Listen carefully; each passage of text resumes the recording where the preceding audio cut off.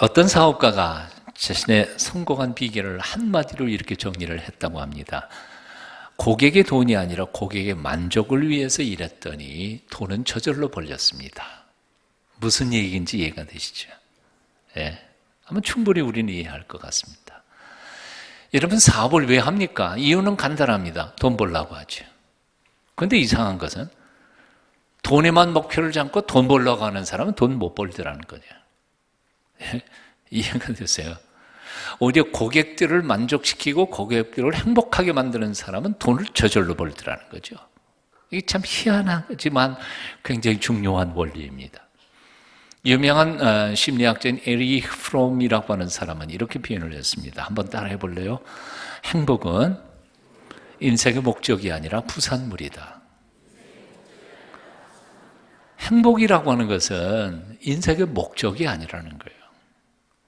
행복하려고 몸부림치고 쫓아가다가 보면 행복이 점점 더 멀리 가는 거예요. 근데 주어진 삶 속에서 감사하며 감격하며 자족하며 사랑하며 섬기며 살다가 보면 그냥 행복해지는 거지.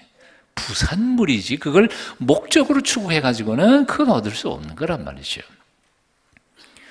행복하기 위해서 수단 방법을 가리지 않는 사람, 자신의 행복을 위해서 세상의 모든 자원을 다 들어쓰고 심지어는 자기 친구, 자기 사랑하는 사람들까지도 다 자기 행복의 수단으로 생각하고 도구로 생각하는 사람은 결코 행복할 수 없다는 거예요. 결코 행복할 수 없다. 오히려 주어진 삶 속에서 최선을 다하며 남들을 행복하게 만들어 주려고 애쓰고 노력하는 사람들은 돈은 그렇게 많이 벌지 못할지 몰라요. 인기며 연예인 되지 못할지는 몰라요. 권력의 높은 자리에 올라가지 못할지는 몰라요. 그러나 분명히 그는 행복한 인생을 살아가게 된다는 것이죠. 그러므로 사랑하는 여러분, 돈 벌고 싶으세요? 돈 하지 마세요. 그럼 돈 못 벌어요. 하지만 고객들을 행복하게 만들어 보세요. 고객들이 돈 갖다가 줄 겁니다. 여러분, 행복하기를 원하세요? 그러면 나만의 행복을 추구하지 마세요. 다른 사람들을, 남들을 행복하게 만들어주기 시작해 보세요. 그럼 자신은 저절로 행복해지는 인생을 살게 되는 것을 경험하게 될 것입니다. 이것이 그래서 산상수훈에서 예수님께서는 바로 이렇게 한마디로 표현하신 가르침입니다. 남에게 대접받고자 하는 대로 남을 대접하라. 이것이 율법이요 선지자니라. 율법이요 선지자니라 라는 말씀이 무슨 뜻이에요? 율법 토라이고요. 모세 오경을 얘기하는 거죠.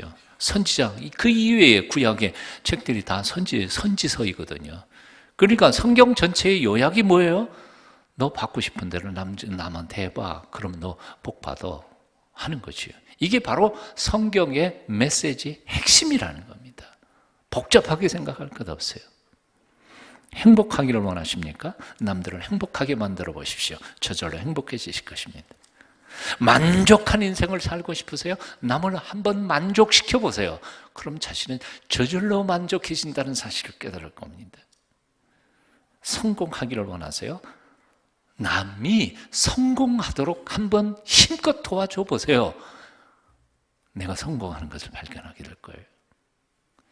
진정한 참된 행복과 성공은 남을 행복하게 만들어가는 사람에게 만들기를 위해서 노력하는 사람에게 주시는 하나님의 선물입니다.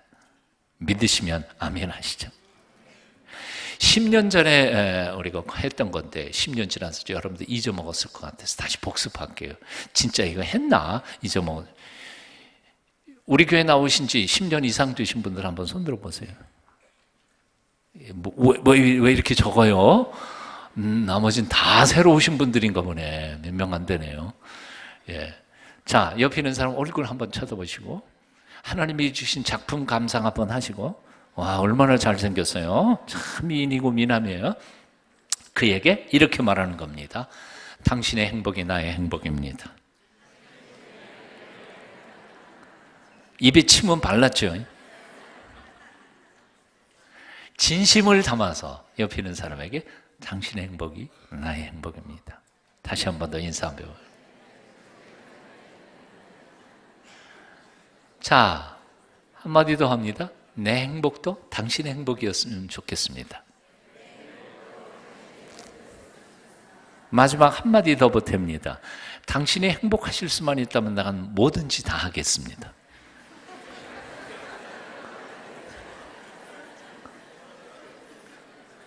옛날에 이런 거 했나? 아마 기억나시는 분이 있을 거예요. 자, 상대방이 그렇게 말했으니까요. 당신이 행복할 수만 있다면 내가 뭐든지 다 하겠습니까? 다 하겠습니다. 뭘 어떻게 하면 될까요? 주문 받으세요. 오늘 점심시간에 이 뜨거운 여름 시원한 냉커피 한 잔, 난 그거면 행복해질 것 같다. 그러면 그 냉커피 한 잔이면 몇 푼 하겠어요? 사드리세요. 사주고 사받으면서 오늘 얼마나 행복해질 수 있겠어요? 커피 한 잔에. 아멘 하시는 분은 한 분밖에 없네요. 네. 옆에 있는 사람에게 다시 한 번 더 세 마디 인사해 보겠습니다. 당신 행복이 내 행복입니다. 나의 행복이 당신의 행복이 되었으면 좋겠습니다. 당신이 행복할 수만 있다면 난 뭐든지 다 하겠습니다. 주문 받으시고요. 시편 133편 1절은 이렇게 말씀합니다. 형제가 연합하여 동거함이 어찌 그리 선하고 아름다운가. 여기 연합이라는 것은 조화라는 뜻이고요. 동거, 함께 산다는 뜻이죠.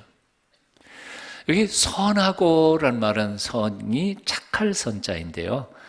착하다, 착하지 못하다, 악하다, 그러다가 보니까 이 선하다란 말이 윤리적 용어인 것처럼 생각이 들지만 사실은 그런 의미도 없지는 않지만 사실은 이것은 윤리적 언어가 아니라 감성 언어입니다. 감성, 느낌을 표현하는 말입니다.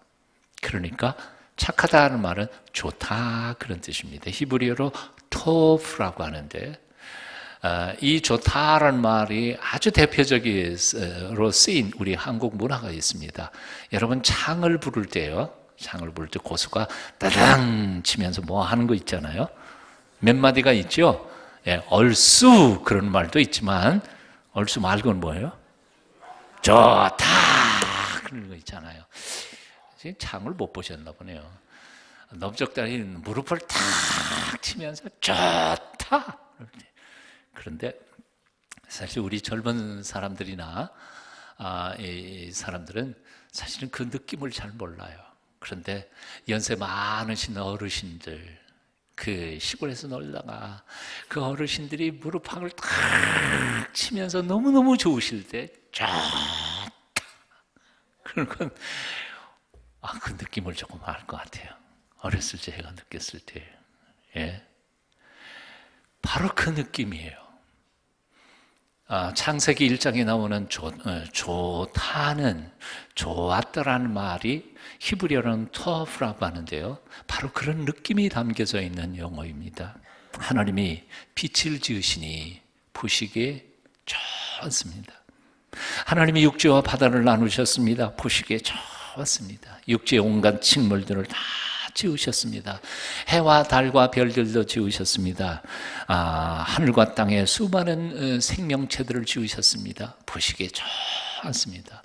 아담과 하와를 지어놓고 둘을 부부로 짝 지어주셔서 그렇게 행복하게 살라고 축복하셨습니다. 보시기에 너무너무 좋았습니다. 그래서 창세기 1장 31절은 이렇게 말씀합니다. 하나님이 그 지으신 모든 것을 보시니 보시기에 심히 좋았더라. 좋다 하신 거. 너무너무 좋다 하신 거.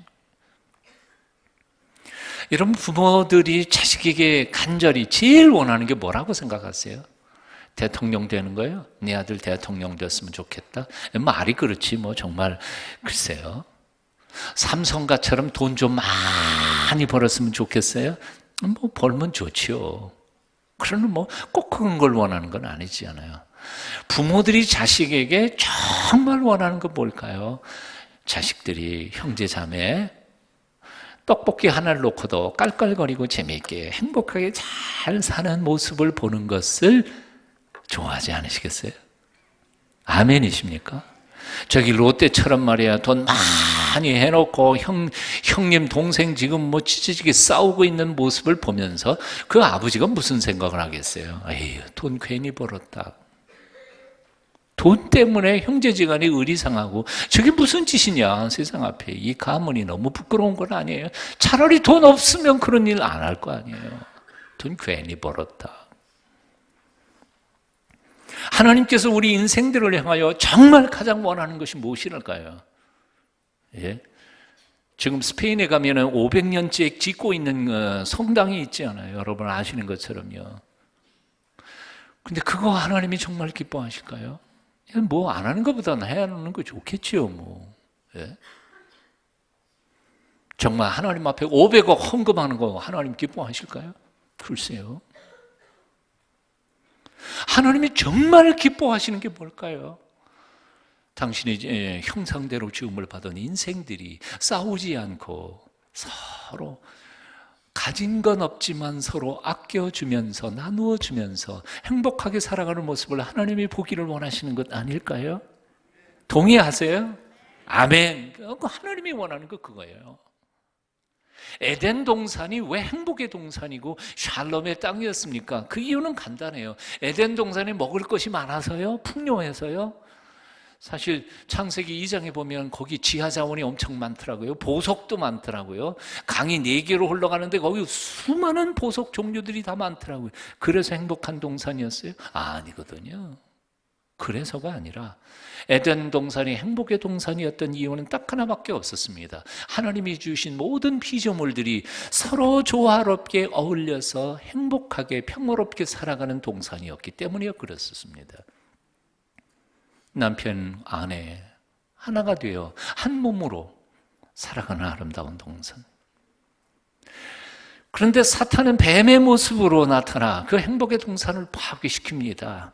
창조주 하나님과 피조물인 인생들 사이를 갈라놓고 한 몸이었던 남편 가인과 아내 하와의 부부 사이를 갈라놓고 서로 돕고 살아야 하는 형님과 동생 가인과 아벨을 갈라놓고 민족이 민족을 나라가 나라를 대적하는 바벨의 땅으로 만들어 놓아버렸습니다.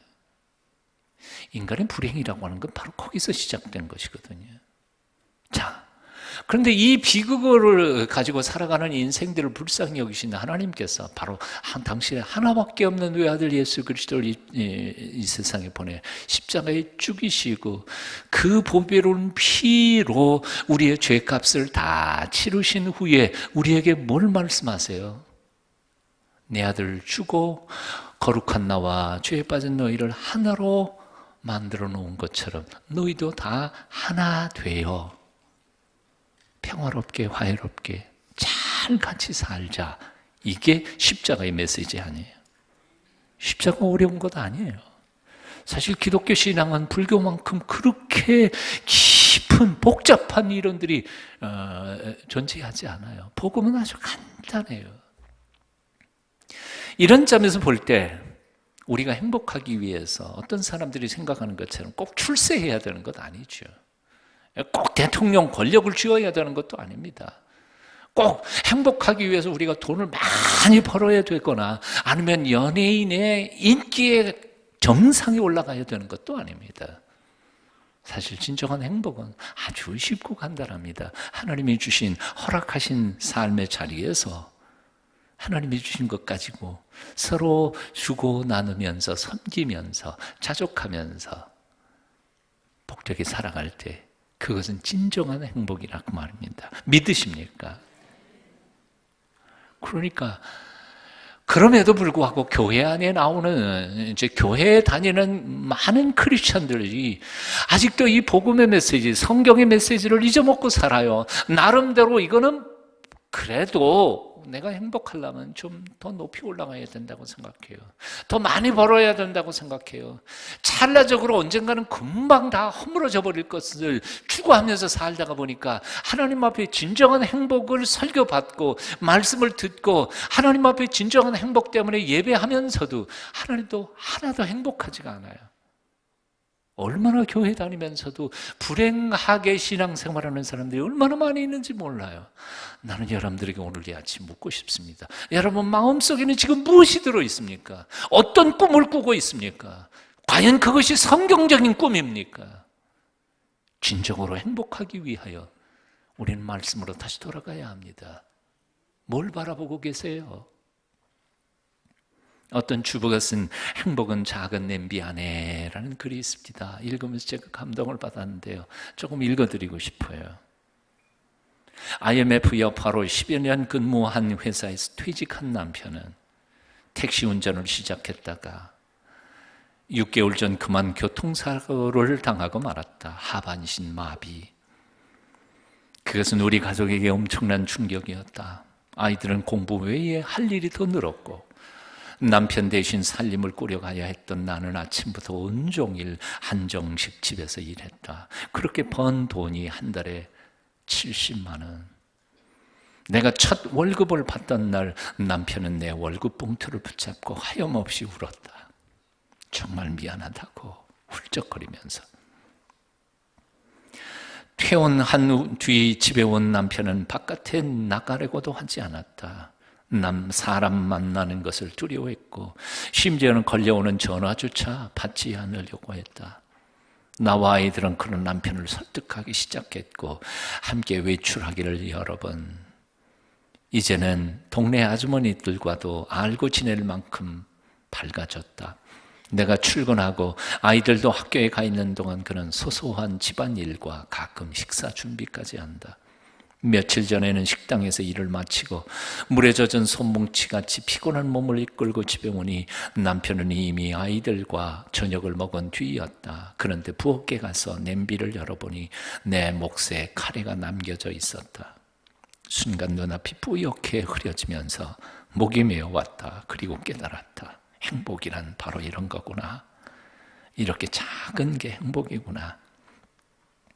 행복은 작은 냄비 안에도 있다는 걸 그가 내게 가르쳐 준 것이다. 가끔 나는 남편과 밤바람을 쏘이러 산책을 나가곤 한다. 남편의 휠체어를 천천히 밀며 아파트 입구 잎합나무 밑을 지나노라면 조금은 고단하고 피곤할지라도 서로 사랑할 수만 있다면 삶은 얼마든지 아름다워질 수 있다는 것을 온몸으로 느끼게 된다. 마지막 문장이 감동이에요. 조금은 고단하고 피곤할지라도 서로 사랑할 수만 있다면 삶은 얼마든지 아름다워질 수 있다는 것을 온몸으로 느끼게 된다. 행복은 꼭 1등 해야 되는 것 아니라는 사실을 우리는 알면서도 꼭 1등 해야 된다고 착각하고 있는 것 같아요. 꼭 부자가 되거나 대통령이 되어야만 행복해지는 것도 아닌 걸 알면서도 몇 년 전에 꼭 1등 해야 행복할 것이라는 착각에 중3 여학생 하나가 전교 1등 자리 뺏겼다고 자살해버렸지 않아요? 신문에서 여러분 보셨을 거예요. 우리 너무나 잘 아는 진리, 행복은 성적순이 아니다. 명심해야 할 거예요. 인생이 아무리 피곤하고 고단할지라도 우리가 서로 사랑할 수만 있다면 삶은 아름다울 수 있다. 잊지 마십시다. 형제가 연합하여 동거하며 지그리 선하고 아름다운 곳, 형제들이 함께 더불어 살아가는 것이 정말 좋다. 정말 행복하다. 시편 133편 1절 이 기쁨의 외침이 여러분의 고백이 되시기를 축원합니다. 아멘. 좀 더 크게 할 수 없어요? 여러분의 고백이 되시기를 축원합니다. 이 기쁨으로 사는 거지. 그게 행복이에요.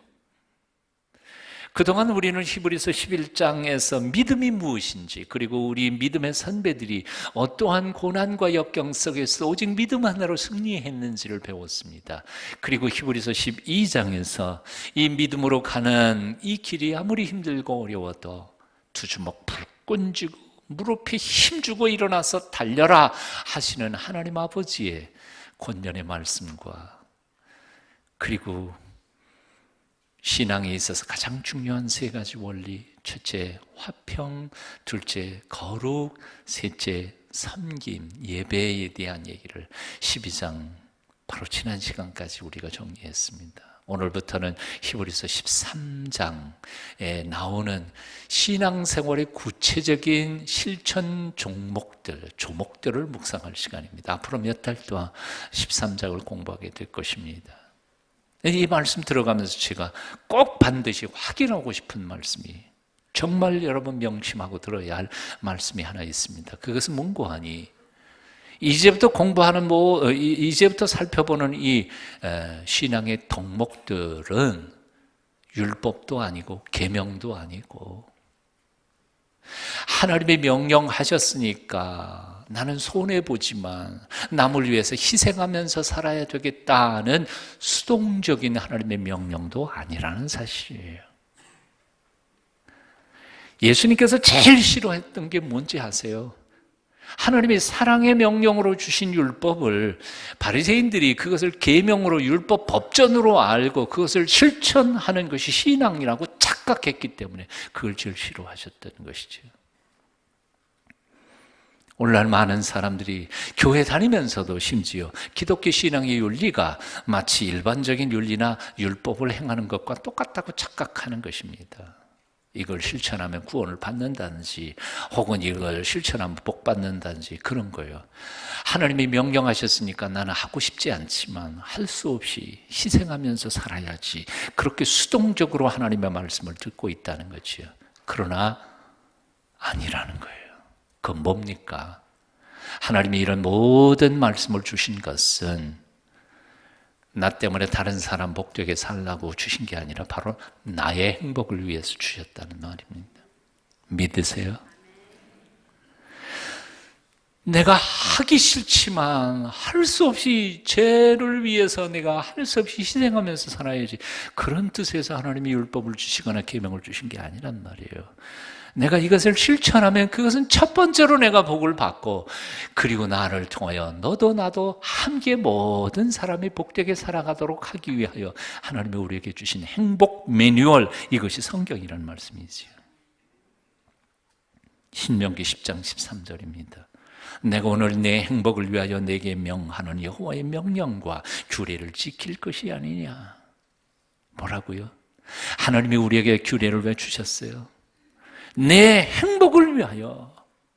한번 따라해 보시죠. 내가 오늘 내 행복을 위하여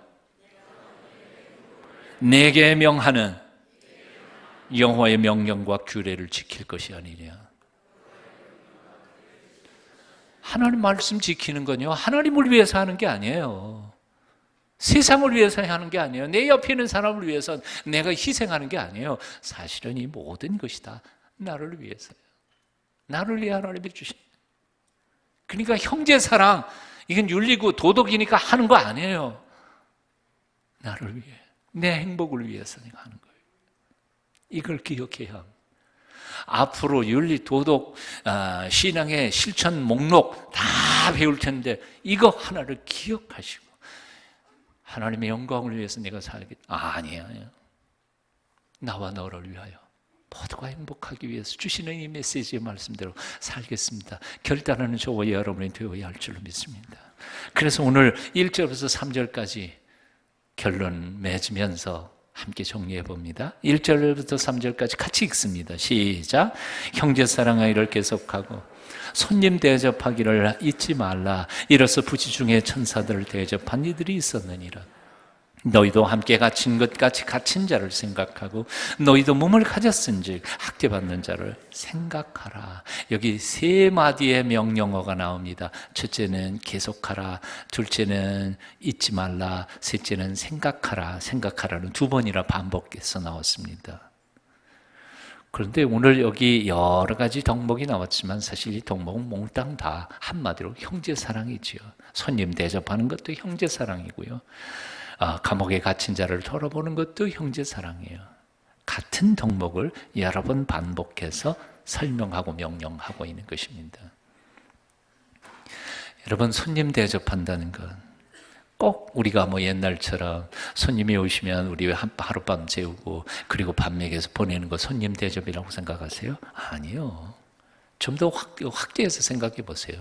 대학로 걸어가는데 외국인이 됐든 말이 안 통하면 할 수 없지만 어떤 사람이 처음 오는 것 같으면 가서 물어보고 이렇게 안내하고 데려다 주고, 외국에 가서 선진국에서 가만히 보면요, 차 어딘지 잘 몰라가지고 이리 왔다 저리 갔다 그러면 물어본 게 아니에요.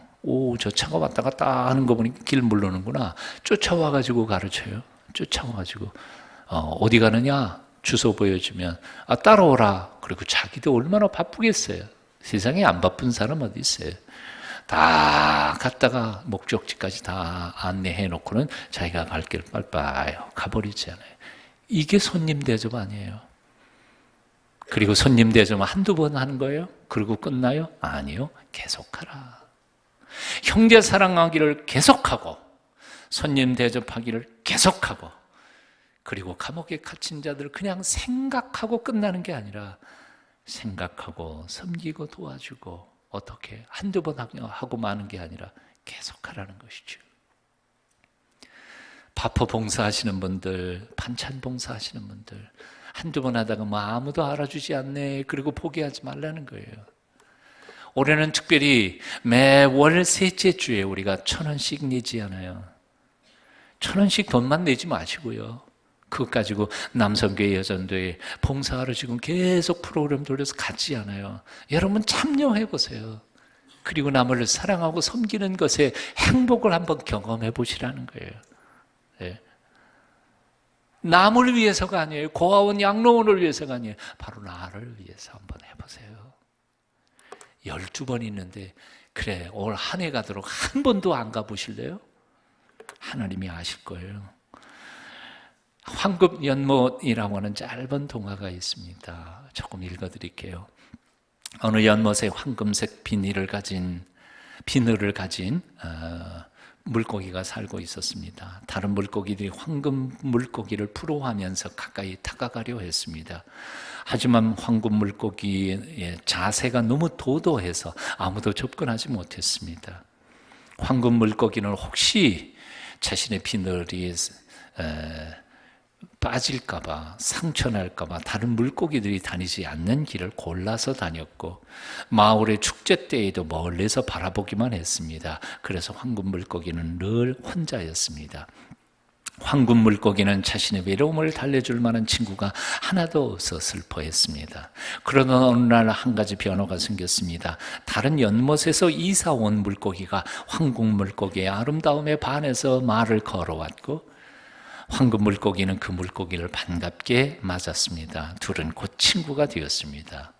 이사 온 물고기가 어느 날 황금 물고기에게 부탁했습니다. 친구야, 내 아름다운 비늘을 하나만 내게 주렴. 우정의 상징으로 그걸 고이 간직하고 싶어. 그래, 황금 물고기는 선뜻 자신의 황금 비늘 하나를 떼주었습니다. 그리고 너무도 좋아하는 그 친구를 보면서 자신도 기뻤습니다. 그런데 그 광경을 보던 연못의 다른 물고기들도 너도 나도 황금 물고기에게 몰려와서 똑같은 부탁을 했습니다. 비늘 하나만 달라고. 그럴 때마다 황금 물고기는 쾌히 승낙하고 비늘을 떼어 주었습니다. 마침내 황금 비늘을 다 떼어 나눠준 황금 물고기는 이제는 보통 물고기가 되어버렸습니다. 하지만 많은 친구들이 생겨 황금 물고기는 더 이상 외롭지 않았습니다. 그러던 어느 날 밤, 우연히 연못 근처를 지나던 어떤 사람이 연못 전체가 황금색으로 반짝거리는 광경을 보고는 깜짝 놀랐습니다. 연못 안에 물고기들이 하나씩 나눠 갖고 있는 황금 비늘이 저마다 아름답게 빛나고 있었기 때문이었습니다. 반응이 별로 없네요. 소기의 반응이 왔을 거라고 생각해요. 53년 동안이나 한평생이죠. 영국의 아주 궁벽한 촌에서 벽지에서 목회를 했던 존 파우세이치라고 하는 목사님이 그 교인들하고 가난하지만 소박하게 살았던 그 삶을 경험 삼아 수필집 책을 한 권 써냈습니다. 그게 얼마나 솔직하고 아름다운 모습이었던지, 그만 영국 여왕까지도 그 수필집을 읽고는 감동을 받았습니다. 그래서 이 목사님한테 평생 가난하게 목회했지만 은혜로 목회하신 이 목사님한테 선물 좀 보냈으면 좋겠다. 그리고 전가를 보냈습니다. 그대가 청하는 것이라면 내가 무엇이든지 다 들어주고 싶소. 원하는 게 뭐요? 존 파우센 목사님이 답장을 보냈습니다. 나는 우리 교회 믿음의 형제 자매들과 함께 살아가는 것, 이것으로 만족합니다. 하나님께서 우리에게 내려주신 이 풍성한 은혜, 제게는 이거면 족합니다. 아무것도 필요 없습니다. 그리고 답장을 보냈습니다. 그리고 난 후 그가 찬송가를 작시를 합니다. 주 믿는 형제들 사랑의 사귐은 천국의 교제 같으니 참 좋은 친교라. 하나님 보좌 앞 한 기도 드리니 우리의 믿음 소망이 주 안에 하나라. 피차의 슬픔과 수고를 나누고 늘 동고동락하는 중 위로를 나누네. 또 이별할 때의 마음 비록 슬퍼도 주 안에 교통하면서 또다시 만나리. 조금 있다가 우리가 헌신 찬송부를 찬송가야 합니다. 험한 인생길입니다. 하지만 우리 옆에 믿음의 아름다운 형제 자매들이 있기에 참으로 행복한 남은 인생을 살아가게 되시기를 축원합니다. 아니, 한마디 더 부탁했습니다. 옆에 있는 사람들이 내게 좋은 믿음의 형제들 되기를 바랄 뿐만 아니라 여러분 자신이 곁에 있는 사람들에게 좋은 믿음의 형제 자매가 되시기를 노력하시기를 축원합니다. 기도하겠습니다. 우리를 함께 살도록 지으신 창조주 하나님, 하나님이 보내주신 우리 곁에 있는 많은 형제와 자매들을 있는 그대로 사랑할 수 있도록 우리를 도와주시옵소서. 그리하여 우리 동순교회가 황금 연못이 되게 하여 주시고 서로 섬기며 의지하며 천국까지 가도록 붙잡아 주시옵소서. 예수님의 이름으로 기도하옵나이다. 아멘.